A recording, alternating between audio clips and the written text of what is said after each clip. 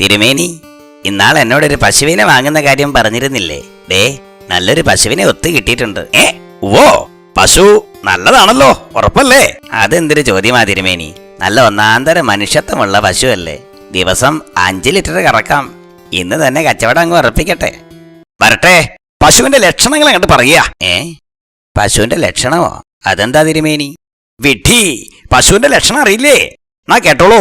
നിറം കറുപ്പാവണം, പിന്നെ നെറ്റിയില് വെള്ള ചുട്ടി ഉണ്ടെങ്കിൽ നന്നായി, പിന്നെ നീളം കൂടിയിരിക്കണം, മൂക്കിന് നല്ല കറുപ്പാവണം. മൂക്ക് 2 വേണോ തിരുമേനി? തീർന്നില്ല, വാല് നിലത്ത് മുട്ടണം.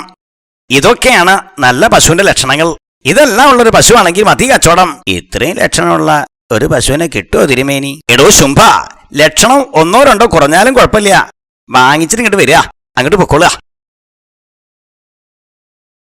കിട്ടി തിരുമേനി, കിട്ടി. ദേ, തിരുമേനി പറഞ്ഞ ലക്ഷണങ്ങളെല്ലാം ഉള്ള ഒരു പശുവിനെ കിട്ടിയിട്ടുണ്ട്.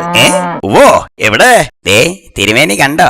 കറുത്ത നിറം, കറുത്ത മൂക്ക്, നെറ്റിയിൽ വെള്ള ചുട്ടി. എങ്ങനെയുണ്ട് തിരുമേനി? കൊള്ളാം കൊള്ളാം പാച്ച, നീ ആള് ബുദ്ധിമാനാട്ടോ. ഹൈ, വാലും ഒന്നാന്തരായിട്ടുണ്ട്.